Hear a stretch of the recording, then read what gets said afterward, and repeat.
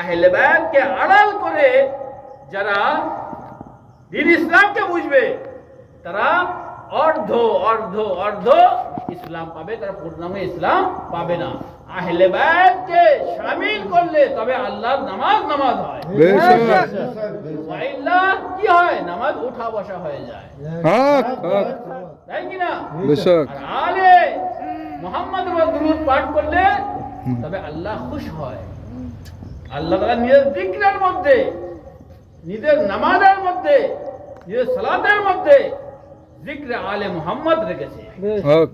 দেখো জিক্র করতে আসতো আমার, কিন্তু মুহাম্মদ আর আলে মুহাম্মদকে বাদ দিলে তোমার এই জিক্রকে আমিও বাদ দিয়ে দেব। বেশক বেশক। তাহলে কত বড় মর্যাদা! আর আজকের মুসলমান বলছে আমার বড় ভাই। আস্তাগফিরুল্লাহ মিন কুল্লি যামিন আতুবু ইলাইহি। তাহলে এত অপবাদ, তাহলে গুস্তাখে রাসূল কে? ঠিক ঠিক। মুসলিমরা না অমুসলিমরা? বেশক। রাসূল কারা? মুসলমানেরা। রাসূলকে যে এত ছোট করে নিজের বড় ভাই বলছে, কেউ ছোট ভাই, কেউ বড় ভাই, কেউ ছোট ভাই, দামদারি মুসলিম। রাসূলকে আল্লাহ তাআলা নিজের নামাজে, নিজের স্মরণে, নিজের জিকিরের সাথে ইয়াদ করেছেন, জিকির করেছেন এবং স্মরণ করেছেন। সেই রাসূলকে এত বড় পদ দেওয়ার পর মুসলমানরা আজকে তাকে এত নিম্ন করে দিয়েছে, আর বলছে আমরা রাসূলের মাননেওয়ালা, আমরা রাসূলের উম্মত, আমরা রাসূলের বংশ, আমরা রাসূলের উম্মত, আমরা রাসূলের বংশের সৈয়দ, বিভিন্ন নাম ধরে তারা। ঠিক ঠিক ঠিক ঠিক। সেজন্য জানা দরকার, বোঝা দরকার সিরাতুল মুস্তাকিম কে কারা, কাদের উপরে আল্লাহ নেয়ামত। বেশক বেশক। যদি একবার বুঝতে পারি যে এই ব্যক্তির উপরে আল্লাহ নেয়ামত নাযিল হয়েছে, তাহলে নিশ্চয়ই সে ব্যক্তি সিরাতুল মুস্তাকিম। বেশক। আর সেটা কেউ নয়, সেটা হলো আওলাদে আলী ইবনে আবি তালিব। বেশক। সেই জন্য আপনাদের বলবে ইনশাআল্লাহ, যারা প্রশ্ন করবে তাদেরকে বলুন যে সিরাতুল মুস্তাকিম কে, যার উপর নেয়ামত নাযিল হয়েছে সেটাকে ঠিক করো, আগে চেনো। এবং যারা গায়রুল মাগদুবি আলাইহিম তারা কারা, কাদের উপর আল্লাহ গজব নাযিল হয়েছে সেটাকে চিনুন। এই দুটো না চেনা পর্যন্ত তোমরা আর আগে আমাদের সাথে কথা বলতে এসো না। আগে এই দুটো জিনিস করো, আমাকে নিয়ে এসো, কে আনামতা আলাইহিম আর কে গায়রুল মাগদুবি আলাইহিম, এই দুটো ব্যক্তিকে নিয়ে এসো, তারপরে পরে কথা হবে। তাই কি না? এই দুটো ব্যক্তিকে চিনলে ইসলাম পরিষ্কার হয়ে যাবে, সিরাতুল মুস্তাকিম কি। এই জন্য সহজ খুবই, কিন্তু কঠিন বানিয়ে রেখেছে এইসব মোল্লারা। বেশক বেশক। কাঠ মোল্লারা দ্বীন ইসলামকে কঠিন করে রেখেছে। ইমাম সাল্লাল্লাহু আলাইহি ওয়াসাল্লাম করিম ইবনে করিম, হয় হয় হয় হয়, অর্থাৎ যিনি দয়ালু, সম্মানিত এবং খুবই মহত্বের পরিচয় দিয়েছেন ইমাম হুসাইন, তখন এনারাই হলেন সম্মানিত পরিবারের ব্যক্তিগত। ইমাম হুসাইন নিজের মোশকের পানিকে মুখ খুললেন এবং সকলকে পানি পান করালেন। এমনকি ইমাম হুসাইন নিজের হাত দিয়ে শত্রুদের পানি পান করিয়েছেন। এবং শত্রু এত পিপাসিত ছিল, এত পিপাসিত, পানি দেখে তারা লাফ কেটেছে খাওয়ার জন্য, এত তাড়াতাড়ি করলো, পানি পড়ে গেল মাটিতে, পানি পান করতে পারলো না, এত পিপাসিত ছিল। তারপরেও ইমাম হোসেন তাদের নিজের হাত দিয়ে পানি পান করিয়েছেন। আরে করিম ইবনে করিম একে বলা হয়, করিমের পুত্র করিম, অর্থাৎ যারা দয়ালু, যারা সম্মানিত, তাদের পুত্র সম্মানিত। তারা কোনোদিন অসম্মানিত ছোট কাজ করে না, ক্ষুদ্রমন নয়, মহত্বের পরিচয় দিয়েছেন ইমাম হোসেন। নিজের শত্রুদের ঘোড়াকে এবং উটকে এবং তাদের সমস্ত সৈন্যদেরকে পানি পান করিয়ে দিয়েছে। এমন নয়, পুরো একদম পিপাসা মিটিয়ে দিয়ে পুরো সেরাপ করে দিয়েছেন, একদম তাদের সে প্রশান্তি দিয়ে দিয়েছেন। আর সেই ইমাম হোসেনকে মাত্র কয়েক দিনের পরে, 8 দিন 9 দিন পরে, 1 সপ্তাহ পরে কত মাতার সন্তানেরা, কত জঘন্য বাপের পুত্রেরা ইমামের উপরে পানি বন্ধ করে দিয়েছে। কোনো মানবতা? আজকের মুসলমানদের কাছে এটাই বলবো, হে মুসলিম জাতি, আপনাদের ঘরে যদি কোনো হাঁস মুরগি পায়রা থাকে, আরে ইসলামের নীতি কি জানেন? ইসলামের বিধান কি জানেন? ইসলামের বিধান হলো, যদি এই হাঁস মুরগি পায়রাকে যদি না খাওয়াতে পারো তাকে ছেড়ে দাও, আজাদ করে দাও, তাকে পানি কোনোদিন আটকে রাখবে না।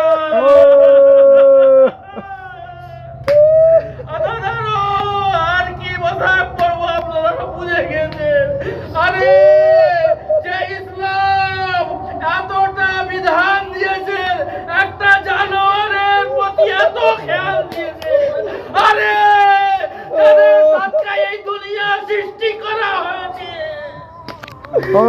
যাদের সাদকায় পানি দরিয়া বাহানো হয়েছে, আরে তাদের উপরে পানি কি করে বন্ধ করে?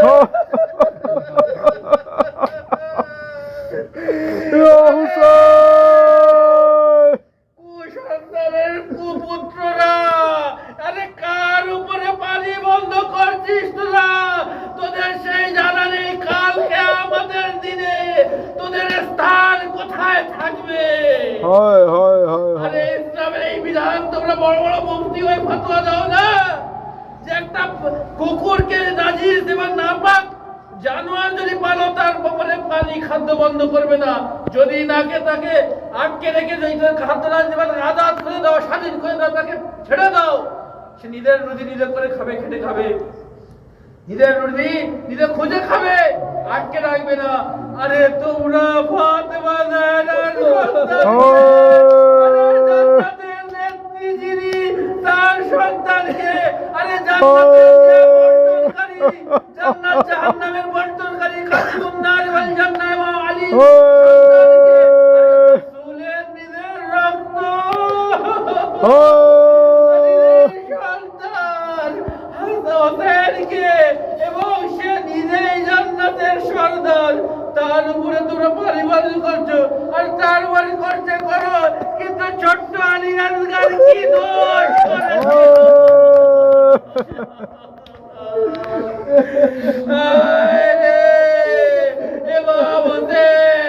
নিজের সম্মানিত জীবনকে, নিজের উদারতাকে পরিচয় করিয়ে তোমাদেরকে পানি পান করিয়েছে, সেইটুকু তোমাদের খেয়াল থাকলো না? আমাদের এই ইমাম হোসেন নিজের হাত দিয়ে আমাদের পানি পান করিয়েছে, আমি কি করে ইমাম হোসেনের ছোট্ট ছোট্ট বাচ্চাদের উপর পানি বন্ধ করতে পারি?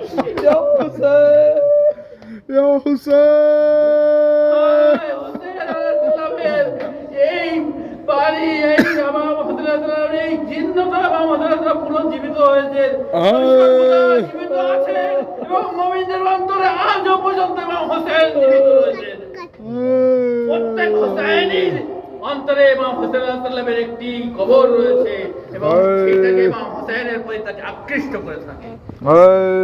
ইমাম হোসেন আলাইহিস সালামের পানি বন্ধ করে দিয়েছে, কিন্তু এই ইমাম হোসেন আলাইহিস সালামের পিছনে সেদিন সেই হুর নামাজ পড়েছিল এবং বলেছিল যে, হে হুর, তুমি কেন এই কাজ করছো?